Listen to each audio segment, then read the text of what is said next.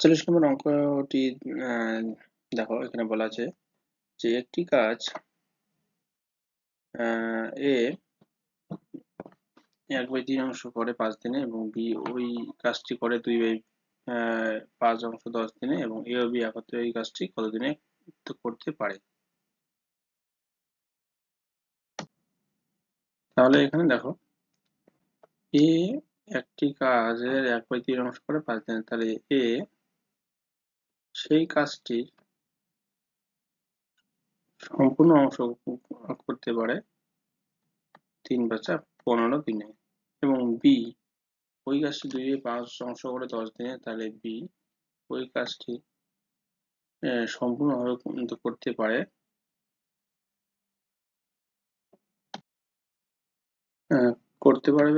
10 গুণ 5/2 অর্থাৎ 5 গুণ 10 অর্থাৎ 5/25 দিনে করতে পারে। এ করতে পারে 15 দিনে, বি করতে পারে 25 দিনে। তাহলে এখন এ ও বি একত্রে সম্পূর্ণ কাজটি কত দিনে করতে পারে আমরা এটা বের করব। তাহলে এখন আমরা জানি যে এ ও বি একত্রে কাজটি করতে হলে যে আমরা ফর্মুলাটা ইউজ করব সেটি হচ্ছে 15 গুণ 25 নিচে 15 যোগ 25, অর্থাৎ উপরে আমরা গুণ করব, নিচে আমরা যোগ করব। তাহলে এখন 15 এবং 25 যদি আমাদের উপরে থাকে এবং নিচে 15 যোগ 25 যোগ করলে 40, এখন দেখো 5 দিয়ে 5/25, 5/8 40, তাহলে উপরে 15 আর 5 গুণ করলে হবে 5/25, 75, 75/8। 75/8 কে আমরা লিখতে পারি 9 সমস্ত 3/8, কারণ দেখো এখানে 8 লং 72 আর 3 75, 75/8 আমাদের অ্যান্সার হয়ে গেল। অপশন বি আমাদের সঠিক অ্যান্সার। এরপরে যাচ্ছি আমরা পরবর্তী কোশ্চেনে বলা আছে যে ক্ষুদ্রতম কোন সংখ্যা 57, 76 এবং 190 দ্বারা ভাগ করলে প্রতি ক্ষেত্রে 1 অবশিষ্ট থাকবে। তাহলে দেখো ক্ষুদ্রতম কোন সংখ্যাকে 57, 76 এবং 190 দ্বারা ভাগ করলে প্রতি ক্ষেত্রে 1 অবশিষ্ট থাকবে। তাহলে প্রথমে আমরা 57, 76 এবং 190 আমরা লসাগু বের করব। তো লসাগু যদি বের করি আমাদের আসবে 1140 আমাদের আসবে। এবার বলছে এখন প্রতি ক্ষেত্রে 1 অবশিষ্ট থাকবে, তাই এখন লসাগু যেটা বের হবে তার সঙ্গে আমরা 1 যোগ করে দেবো, তাহলে আমাদের আসবে 1141। Option B right. এখন হচ্ছে ক্ষুদ্রতম কোনো সংখ্যাকে 57, 76 ও 190 দ্বারা ভাগ করলে প্রতি ক্ষেত্রে 1 অবশিষ্ট থাকবে।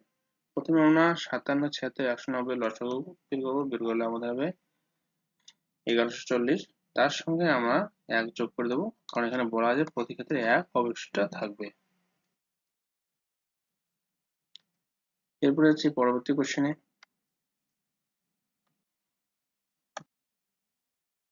কোশ্চেনে বলা আছে যে কোনো সংখ্যা 2/3 অংশের মান যদি 26 হয় তাহলে সংখ্যাটি 25% আমরা কত পাবো, অর্থাৎ 25% এর মান কত হবে আমরা এটা বের করব। তাহলে প্রথমে দেখো সংখ্যার 2/3 অংশ মান দেওয়া আছে 26, তাহলে প্রথমে আমরা বের করবো সংখ্যাটি। তাহলে সংখ্যাটি হবে 3/2 ইন্টু 26 এবং তার বলছে 3/2 ইন্টু 26 এটা হচ্ছে সংখ্যা, তার বলছে 25%, তাহলে 25% মানে 25 বাই নিচে 100 হবে। এবার 25 দিয়ে 100 কাটলে 4 হবে। এখন আমরা কি করব,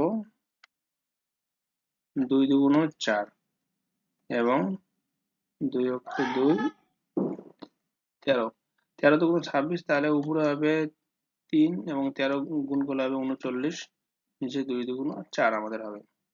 এখন 39 কে যদি আমরা 4 দিয়ে ভাগ করি তাহলে আমাদের হবে দেখো, এখানে প্রথমে আমরা নিলাম 9, 4 লং 36, বিয়োগ করলে আমাদের হবে 3, দশমিক বসিয়ে দেবো, দশমিক বসিয়ে দিয়ে 0, এখন নিয়ে আসবো 7, 4 7 28, 2 হবে, তাহলে আমার 4 5 20, অর্থাৎ 9.75। অপশন ডি আমাদের সঠিক অ্যান্সার হবে। তাহলে এর অ্যান্সার হবে 9.75।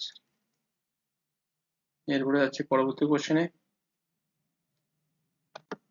এখানে বলা আছে যে পি এর 50% ইকুয়াল টু কিউ এর 25%। তাহলে এখানে পি লিখবো, তার 50% মানে 50/100, কিউ এর 25% মানে কিউ ইন্টু 25/100, এবার 100 কাটা গেল, 25 দিয়ে 50 কাটলে 2 হয়, তাহলে 2p ইকুয়াল টু কিউ আমাদের কাছে আসছে।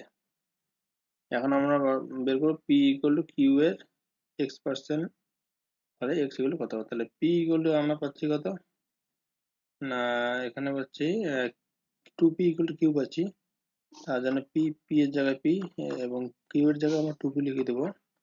তাহলে x% মানে x/100, এখন এই p ক্যান্সেল হয়ে গেল, আর 2 দিয়ে 100 কে কাটলে হবে আমাদের 50, তাহলে এখান থেকে আমরা পাচ্ছি x ইকুয়াল টু 50, অর্থাৎ এখানে আমরা x ইকুয়াল টু পাচ্ছি 50। তাহলে এখানে আমাদের অপশন সি আমাদের রাইট, কারণ দেখো এখানে 2p আছে, p ক্যান্সেল হয়ে গেল, 2 দিয়ে এখানে 100 কাটলে হবে 50, তাহলে x এর মান হলো x ইকুয়াল টু 50। এরপর হচ্ছে পরবর্তী কোশ্চেনে, দেখো এখানে বলা আছে যে দুটি সংখ্যার অনুপাত 10:7 হলে তাদের পার্থক্য 105, এবং সংখ্যা দুটি আমরা সমষ্টি বের করবো। তাহলে একটি সংখ্যা দিলাম 10x আর একটা সংখ্যা দিলাম 7x, তাদের পার্থক্য অর্থাৎ 10x minus 7x equal to 105, তাহলে এখানে 3x হবে 105, এবার 3 দিয়ে 105 থেকে কাটলে হবে 3 3 নয়, 3 5 15, তাই x এর মান হবে আমাদের 35। তাহলে বলছে সংখ্যা দুটির সমষ্টি, তাহলে সংখ্যা দুটির সমষ্টি কত, 10 আর 7 যোগ করলে কত হবে 17x, তাহলে 10x এবং 7x যোগ করলে হবে 17x, তাহলে এখানে তো 17x আছেই, তাহলে 17 রেখে তার x এর মান আমাদের বেড়েছে 35, তার জন্য 17 ইন্টু 35 করলে হবে আমাদের 595। তো এখানে আমাদের এ নাম্বার অপশনটি সঠিক।